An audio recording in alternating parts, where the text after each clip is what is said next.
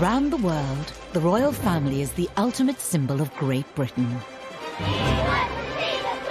Whereas once monarchs left the country to wage wars, now they go to build allies and represent the nation.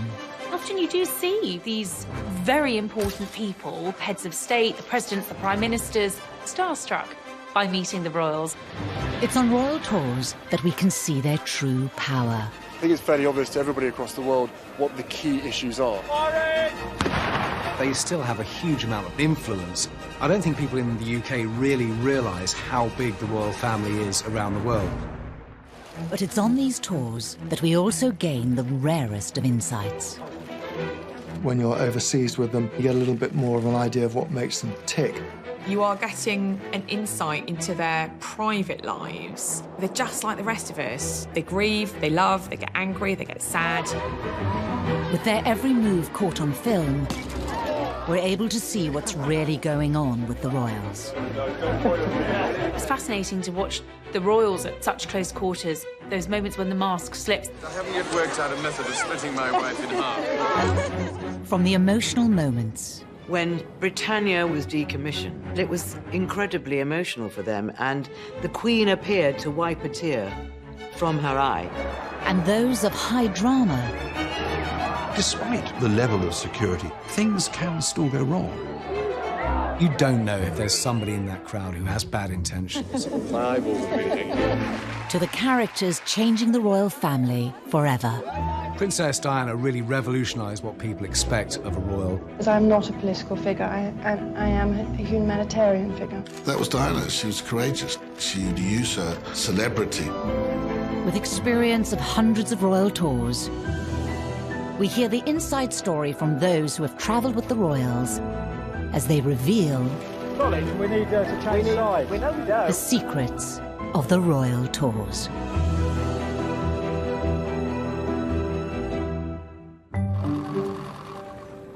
October 2019, William and Kate arrive in Pakistan for another royal tour.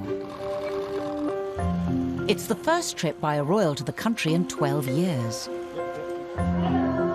And seen as vital for continuing good relations between nations with strong historical links. I think it is the most important ambassadorial role for any member of the royal family to be sent overseas to represent the Queen and country. Certainly when you talk to people from the Foreign Office, they say that sending royals abroad is one of the most important things that we can do. Prince William is part of the new generation representing Great Britain on royal tours and following in the footsteps of his family. His mother, Diana, visited Pakistan 3 times in the 90s. She was friends with Imran Khan, who 22 years later, William met as the country's prime minister. I told you that I would one day succeed. I didn't realize it would take me 22 years. William's grandmother, the Queen, visited Pakistan twice, the first time in 1961. Karachi pelted the royal car with rose petals at the start of the visit to Pakistan. But for this latest tour in Pakistan, it's hard to recreate such scenes. This is one of the most complex royal tours of recent times, with security a big concern. I've spoken to aides who have done recce's, and often at least 2 recce's will go into an overseas trip. Massive security issues around that, but diplomatically very important for the rest of the world to see that, you know, a future king is going to Pakistan and, you know, it's a great country, it's worth investing in and it's worth going to. A key detail for the royals, wherever they go, are the cultural sensitivities they need to respect in each country. Certain countries you've got to abide by their customs, head covering if you go to a Muslim country. You do have to be careful, particularly for the women, in the way that you dress. When Kate was in Kuala Lumpur, she visited a mosque, and obviously you have to be quite, you know, aware of the places that you're visiting, dress appropriately. Are you going to have to take your shoes off? Kate and William had to take their shoes off when we visited Gandhi's house in Delhi, so we're all kind of obsessed with looking at Kate's feet. William and Kate were following a path previously trodden by the Queen. who over her decades of travelling the world hasn't been exempt from following local customs.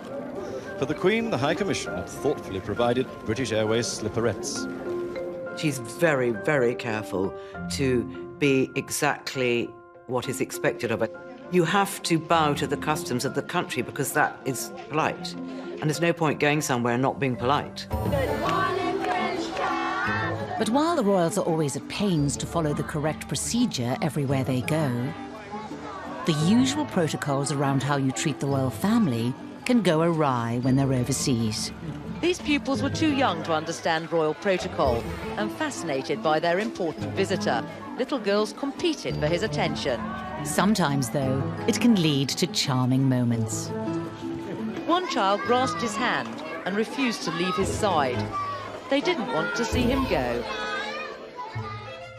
For over 20 years, Paul Burrell toured the world with the royals. He witnessed the lengths they'd go to limit any embarrassment if the right etiquette wasn't followed. In the South Pacific, we had a Tongan prince who came on board for the state banquet. And right at the end of the meal, everyone is presented with a dessert plate and a bowl of water to wash your fingers. The Tongan prince was putting each piece of fruit inside his water dish, poured the cream and sugar inside the dish too. And as he lifted this soup fruit to his lips, he caught the Queen's eye and realized he was the only person on the table doing it.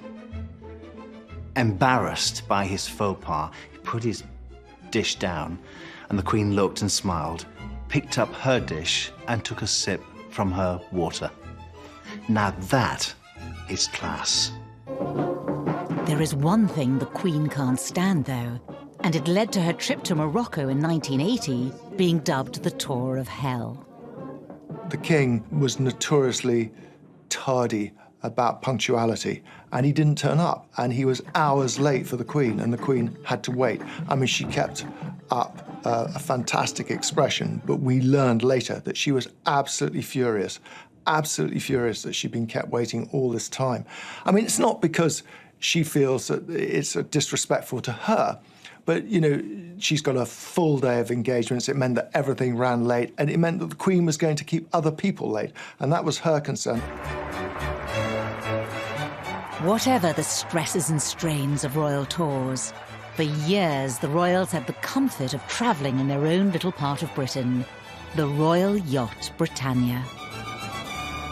That was the Queen's favourite mode of transport, and while she might have been hundreds of thousands of miles away from Balmoral or Sandringham or Windsor, actually Britannia had become a second home, a home on the seas, and she used to love travelling on the yacht.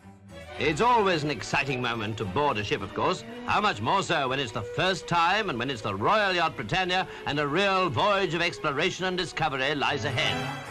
Her maiden voyage in 1954 saw her carry Princess Anne and Prince Charles to Tobruk to meet the Queen and the Duke of Edinburgh at the end of their 6-month Commonwealth tour.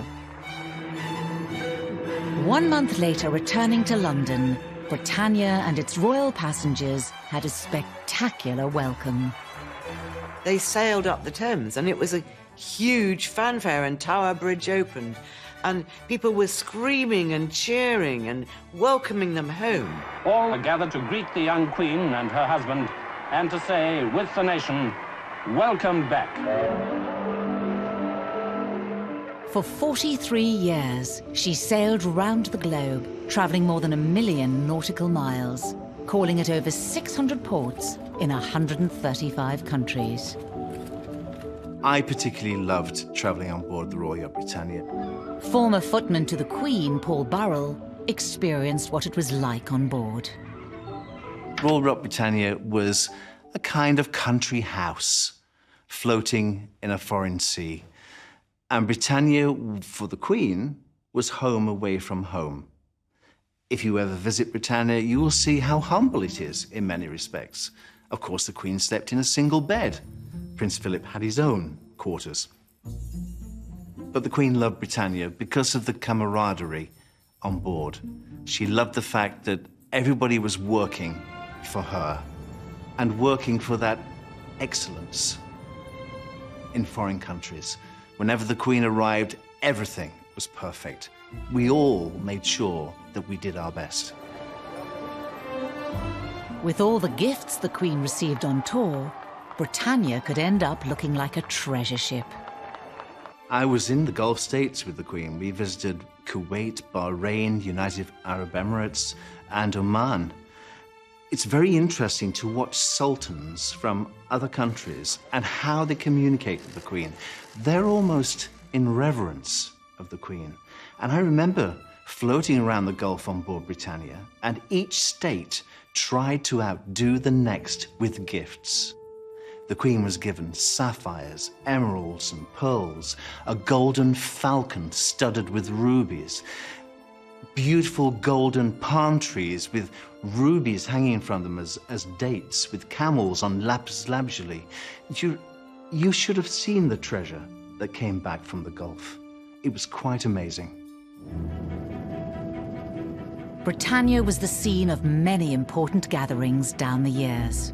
President of Gambia and Lady Jawara. A place the Queen could host even when she was on tour. And it was somewhere the royals could use their brand of diplomacy. Britannia was a statement of Great Britain, because it wasn't just used by the royal family. It was used by the government and ministers, and it was used to host parties. And every time they got to a new country, Britannia would be there on the dockside as a symbol of Great Britain. While Britannia played its role in historic world events like the handover of Hong Kong to China in 1997, it's perhaps best remembered for the more intimate family moments. Prince William tried a small wave. In 1985 in Venice, Prince Harry made one of his first public appearances. Prince Harry was cheerfully unaware of the fuss. Although Prince William stole the limelight. And then Prince William produced the two-handed version of the wave, which happens to be the very Italian way of saying ciao. After 44 years sailing the royals across the world, in 1997, Britannia was decommissioned. Piped aboard for the final time, the Queen and Duke of Edinburgh came to say goodbye to a yacht whose royal duties spanned nearly half a century. When she was decommissioned, I think the royal family were very, very sad. A lot of people were very sad. And the Queen actually said, it was the only time really in my year that I can totally relax is when I'm on board Britannia. And it was incredibly emotional for them. And the Queen appeared to wipe a tear from her eye.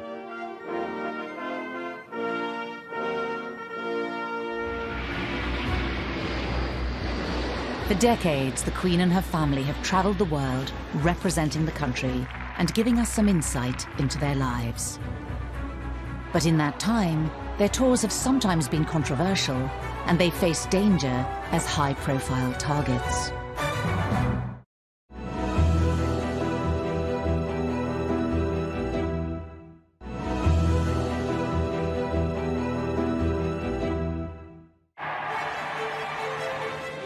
There aren't many countries in the world the royal family haven't visited. The Queen alone has made over 270 foreign trips, traveling over 1 million miles. Wherever the royals travel, they usually have some interesting experiences. Prince Charles was treated to what his host described as a bit of local culture. As the entertainers gyrated in front of him, he seemed amused, if slightly embarrassed. But while they can seem like a never-ending procession of walkabouts and polite exchanges, royal tours have often been groundbreaking. There's no free press in communist Cuba, and no royal has ever been here on a formal visit before today. In March 2019, Prince Charles travelled with the Duchess of Cornwall to a former Cold War enemy, Cuba, as Britain looks to improve relations. You can't rewrite history, but you can move forward with the present. And all these visits, incredibly important, not just for the country that's being visited, but for the United Kingdom in its relationship with the rest of the world. The Queen has led the way with landmark tours that once would have been unthinkable. In 1986, she became the first British monarch to visit China. The Queen very light of the climb. She walked 3 times as far as the planners had allowed for and wasn't the least bit puffed at the end. Going to China was a landmark tour. Had never been a visit by a British monarch to China. It was diplomatically right, and the UK wanted to increase its trade with that particular country. By now, the Queen was almost at the end of her chosen distance. She looked over the ramparts. I will never forget walking behind the Queen on the Great Wall of China because she was wearing purple. And I remember purple is such a regal colour. And that was the right colour for her to wear at such an iconic site. At the end, she was thoughtful, as most of us are, confronted by the grandeur, the scale, the beautiful defiance of the Great Wall of China. She was quite moved by that, to stand on it. I mean, I felt immense power standing on the Great Wall. I never believed in my lifetime that I would ever get to it, so I was very fortunate to get to it. In 1994, the Queen similarly made history when, after the disintegration of the Soviet Union, she visited Russia, even staying at the Kremlin. The royal couple advanced towards their host inside what was once the headquarters of the Soviet Cold War enemy. Going to Russia was important. Russia had dropped its mantle of Soviet Union. It was important that she went. She was feted by Boris Yeltsin. Probably Boris a bit over the top. It was a moment for the Queen to savour, a moment when history was made. Such royal tours can be seen as a way of Britain offering the hand of friendship after years of tension. In 1999, Prince Charles travelled to Argentina, the first visit by a royal since the Falklands War. I pray that this visit of mine will help, in at least a modest way, to show the people of Argentina the commitment which the British people have made to this process. Despite these words, there were still those in Argentina who were against such a royal visit. Closer to home, the Queen made one of her most important royal tours in 2011. The most special tour for me was the Queen's visit to the Republic of Ireland in 2011. Because it meant so much to her, and it meant so much to the people of Ireland that, you know, for years and years she couldn't actually go. And finally she got to go. As the first British monarch to visit Ireland in a century, it was seen as a historic tour of reconciliation. It was very important symbolically. Obviously, they're our nearest neighbours. Obviously, we're linked in so many ways, and there have been problems over the years. But I think that was a real privilege to do that one. Of course, such a visit will still face some hostility. But wherever the royals go, they've always been high-profile targets for protesters. It makes security the #1 concern on any royal tour. The Queen says, "I have to be seen to be believed," and that has been part of royal processions over the centuries. She invented the walkabout, which, you know, gives the security detail sleepless nights, but she will, and her son and her children and her grandchildren will go and meet people in the crowd. Superintendent John McLean, the Prince's personal detective, has the most nerve-wracking role, particularly during walkabouts when his boss is most exposed to danger. His whole body is in constant movement, bringing about the dance of the anxious policeman.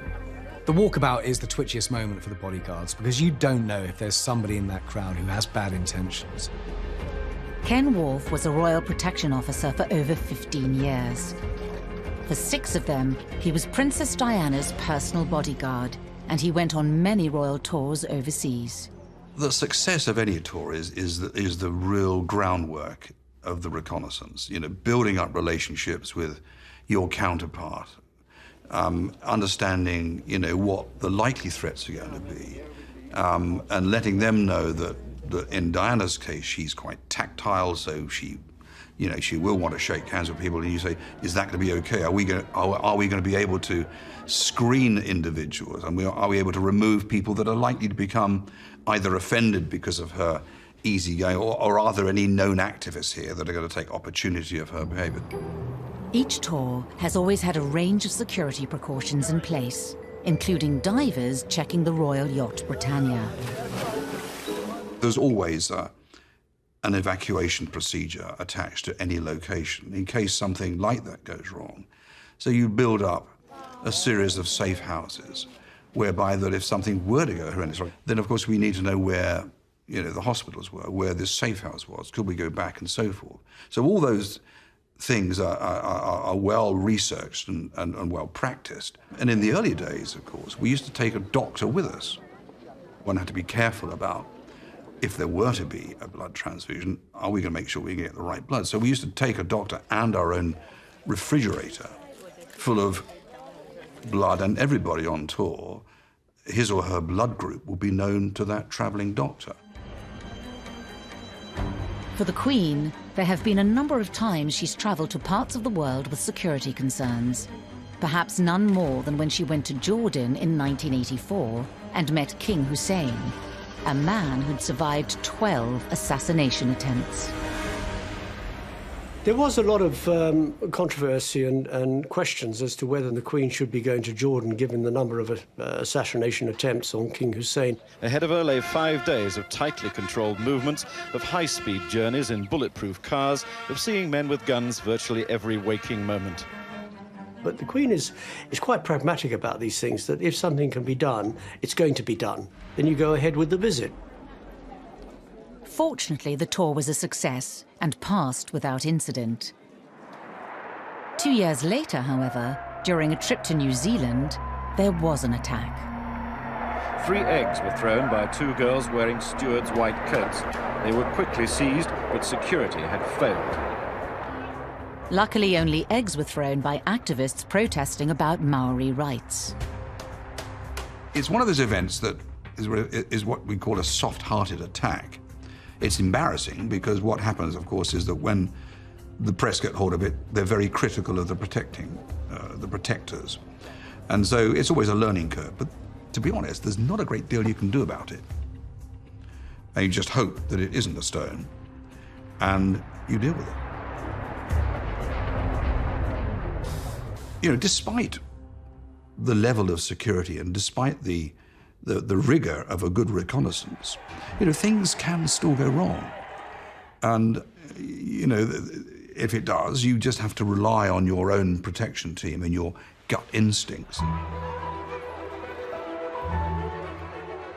However much they plan, it seems royal tours can have their unpredictable moments. Down the years, many of these have been caught on film. It's when things go wrong that royal tours can really come alive.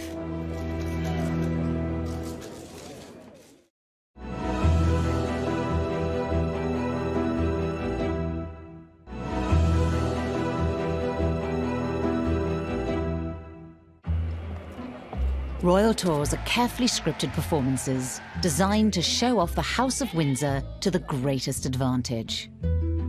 There is something about the glamour of the House of Windsor which exceeds any other royal house in the world. There's more written about them than any of the other European royals. I mean, now that we have social media, we know an awful lot more about the European royalty, but they seem pretty dull compared to our family. And people love to read about the dramas and the weddings and the babies and the scandals and the things they will do and the things they won't do. They just love to read about it. So when there's an opportunity to see them, people are really interested. With the unrelenting attention of the press, the pressure to put on a perfect show is enormous. But over the more than 400 royal tours in the last 70 years, it's the human moments that seem to have the most appeal. Sometimes things don't run to plan, and actually, when things go wrong or when they don't run to plan, that can actually be the best bit of any royal tour, both for the press, because obviously we love a good story, but the royals love it too, because for them, this very strict timetable can be quite although it's quite comforting and you know where you've got to be and everything's timed and you're in the car at this time and out the car at that time and on the plane, etc. When things go wrong, they love it. You can sometimes see if something goes wrong or someone's not quite where they should be, they look at each other and they're trying not to laugh or just catch each other's eye and there's a little smile and they're like, OK, we're just going to go with this. I remember in Canada in 2016, we were at a food fair up in the north of Canada. It was a lovely occasion. We were outside, the weather was great. It was a sort of food and wine festival. And suddenly, we saw this mollusk. It's a Canadian speciality called Juduck. It's called, the nickname is a phallic clam. It's this clam that the mollusk kind of comes out of, and it does look quite phallic. So obviously, we were all hoping that William and Kate would go over to this particular stall and would go and have a look at this phallic clam because we thought it'd be quite funny. And to give William and Kate their due, they were very game. They played along. But to everyone's surprise, suddenly, the guy behind the stall suddenly offered up this Juduck that had been cooked, sautéed with some lovely kind of herbs, and offered it up for them to eat. And William said, "Oh, lovely, I'll try this. Darling, would you like to have a bit?" Kate tried very hard to not pull a face. And we were all kind of sniggering in the background, but bless Kate, she did try it. She obviously thought it tasted disgusting, but she kept a straight face and said, "Isn't that lovely?" It's fascinating to watch the royals at such close quarters and to get to see how they interact and, you know, those moments when the mask slips. That's all fascinating. But it's also very interesting to see how the heads of state, the presidents, the prime ministers, are who the royals are meeting. How you doing, buddy? You doing okay? In 2007, the Queen made her 4th state visit to Washington, and even the president got a little flustered. You helped our nation celebrate its bicentennial in 1976.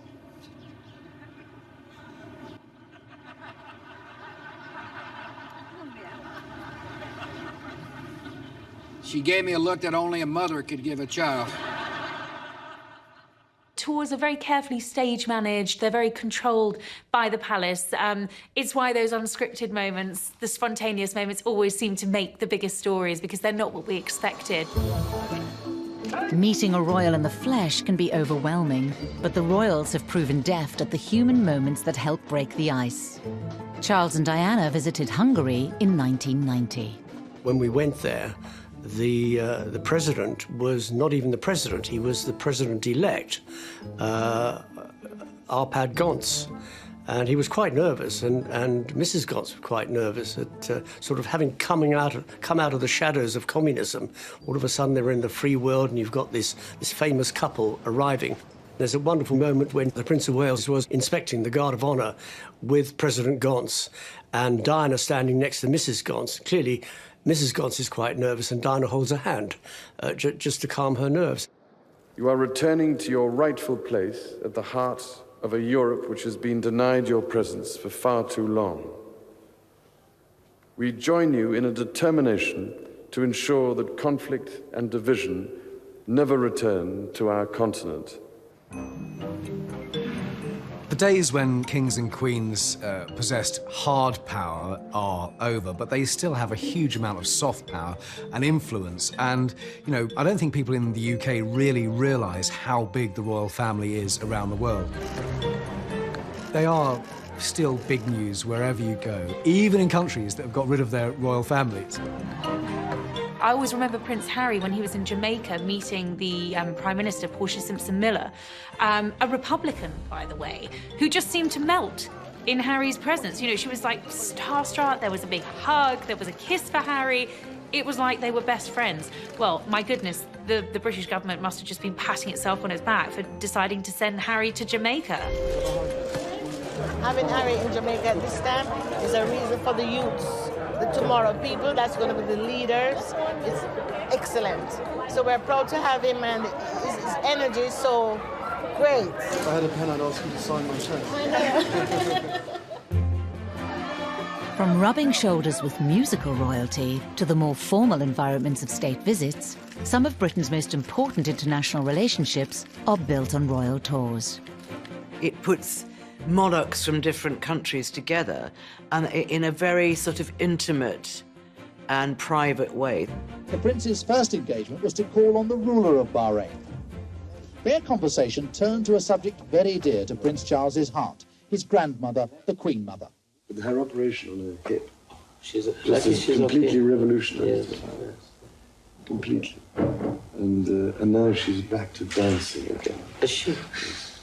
Scottish dancing. Yeah. And couldn't stop. Yeah. She's a phenomenon. Yeah. It's quite different, I think, sending a member of the royal family to, say, somewhere like the Middle East, which have their own royal families as well. They can talk on a level that perhaps even our Prime Minister or our Foreign Secretary can't reach, because that kind of level of respect is, you know, an equal talking to an equal, whereas, frankly, a Prime Minister is viewed as somewhat... with other monarchs or members of the royal family than they would do with other envoys who might go on their behalf. So they've been very important in smoothing the diplomacy between the UK and those areas. For all their diplomatic efforts, the royals know it's the press that can make or break a tour, and that relationship requires constant attention. It's no secret that the relationship between the media and the royal family is fractious at times, tenuous. It's not always a bed of roses, I think it's fair to say. On royal tours, you get, I think, more cooperation and collaboration probably than at any other time. And I think that's quite simply because they want the tour to be a success. They need that oxygen of publicity. They need the media to be behind it. Despite their rocky history, relations with the media aren't always antagonistic, and it's the press that have set up some of the royals' most memorable photo ops. Charles had one of his famous Kodak moments in Australia in 1979. I remember it. I wasn't on that tour. It was in Australia in about 1980. It was before he was engaged to Lady Diana Spencer, but there was a huge amount of interest he was known as Action Man Charles in those days. He was always throwing himself out of aeroplanes, parachuting or diving, and he was an enthusiast for anything. And one of the things he did like doing when he was in Australia was swimming.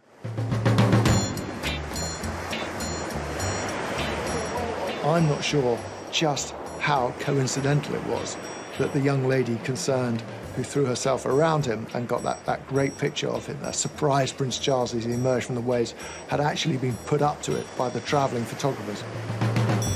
You can't stage the Prince of Wales coming out of the water on a beach, crowded beach, and a girl coming out of the water on a crowded beach, running up to him, flinging her arms around him and giving him a peck on the cheek. Can't stage that. That was a spontaneous movement. Arthur was one of the travelling photographers on that royal tour and has a slightly different version. We just hired a model and in a bikini, I think, and just asked her to run into the surf with him, and she did. And of course, he had a real handsome guy, you know, and he looked good in a bathing suit, and he's running out and he's wet and he's laughing and they're running along the beach, and that was it. You know, it wasn't a big deal. I didn't think it was. It was a great image for Charles, and it was a very manly picture of him. And, you know, I think it did his PR and his image a huge amount of good. On the one hand, you could argue that these royal tours are just a pretty picture, but I do think they have a huge positive impact. The face-to-face relationships built on royal tours have become a crucial part of modern royal life. But for the new generation of royals, they have also become an opportunity to pursue a more personal agenda. One of the things you get to see on royal tours is the royals at such close quarters. You get to know what they enjoy doing, and I think you get to have a better understanding of the people rather than the royals that they are.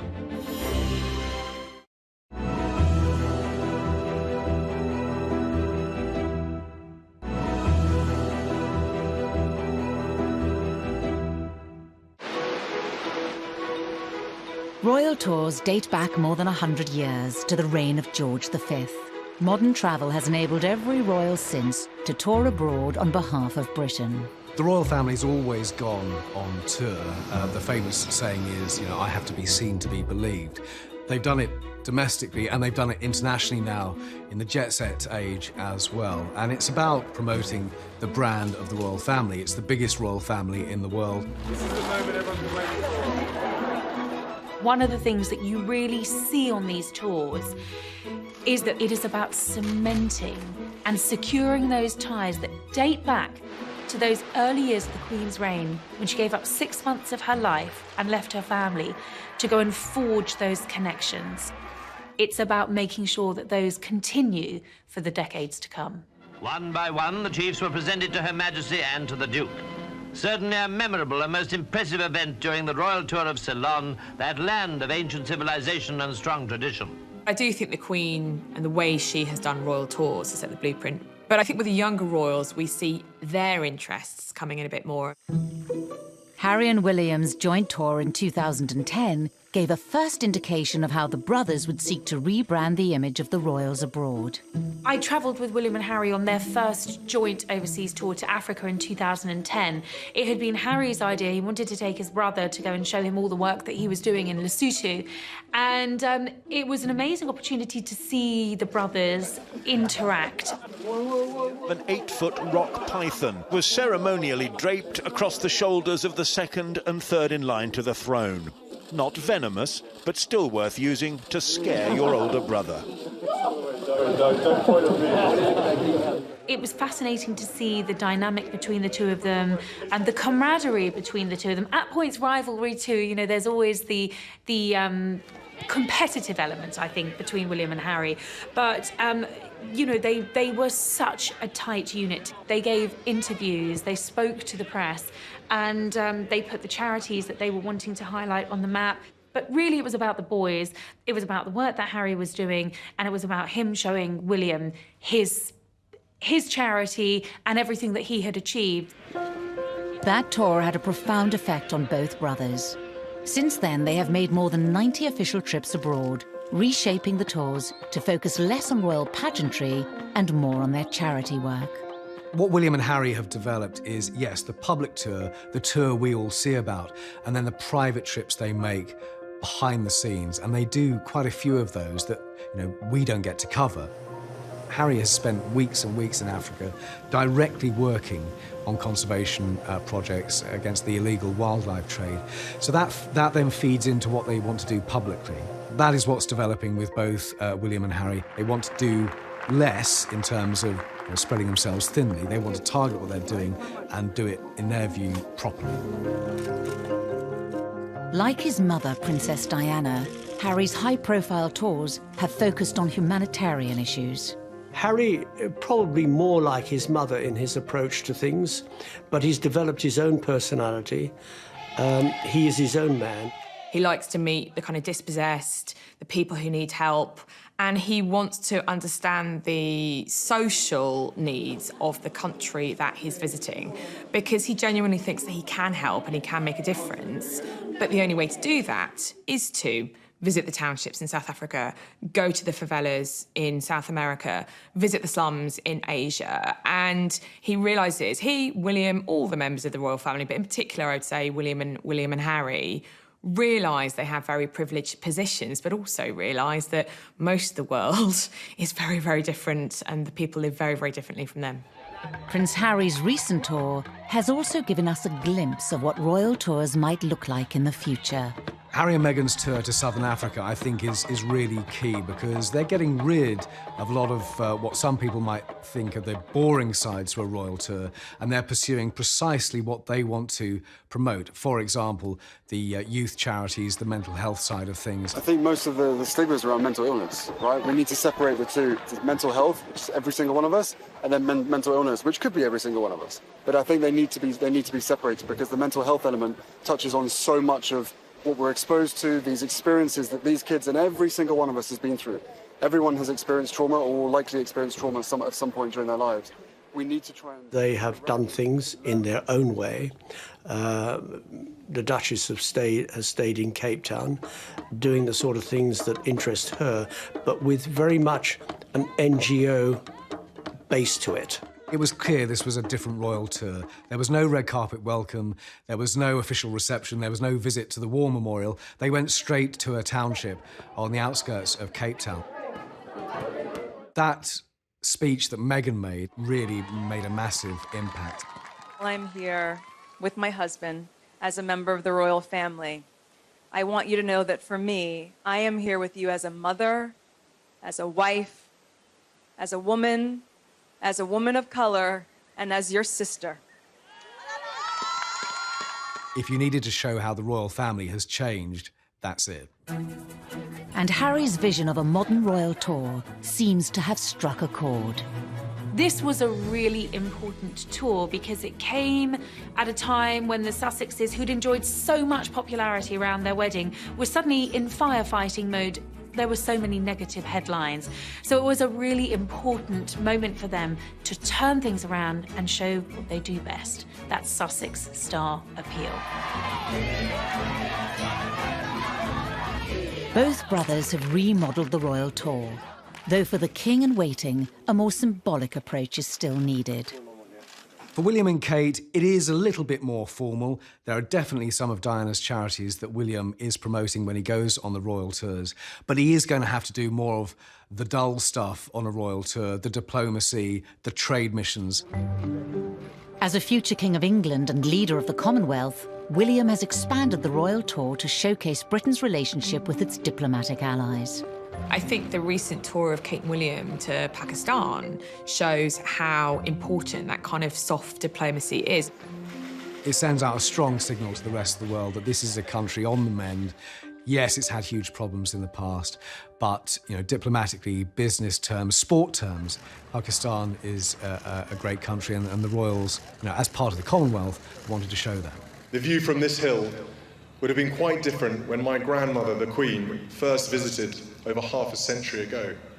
And with successive visits by my mother and my father, this view has continued to change, with the city constantly growing, and with it my family's affection for Pakistan.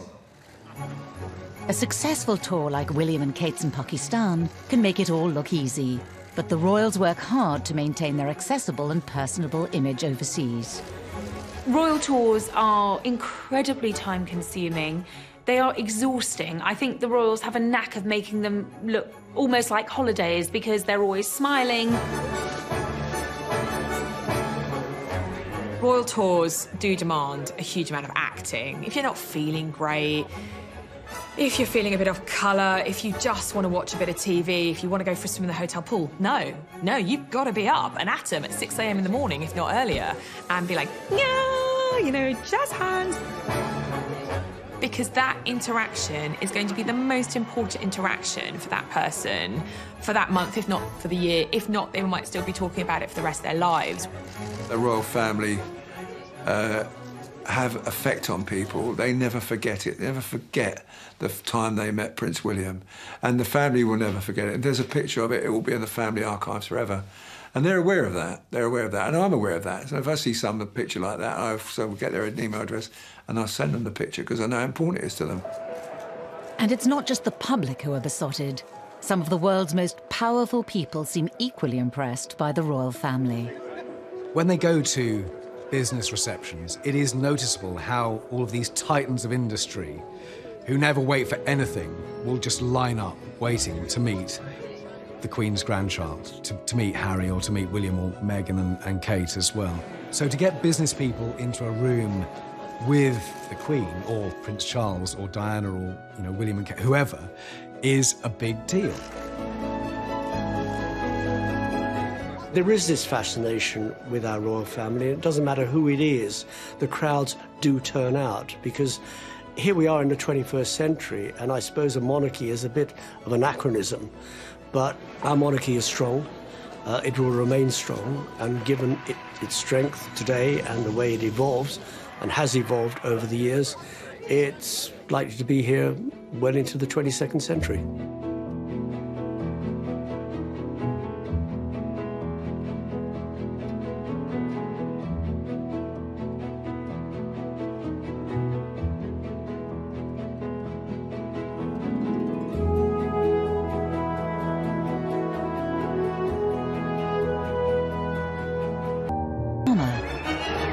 despite the level of security, things can still go wrong. You don't know if there's somebody in that crowd who has bad intentions. My eyeball would be hanging. To the characters changing the royal family forever. Princess Diana really revolutionised what people expect of a royal. Because I'm not a political figure, I am a humanitarian figure. That was Diana. She was courageous. She'd use her celebrity. With experience of hundreds of royal tours, we hear the inside story from those who have travelled with the royals as they reveal Colin, we need to change sides. We know we don't. the secrets of the royal tours.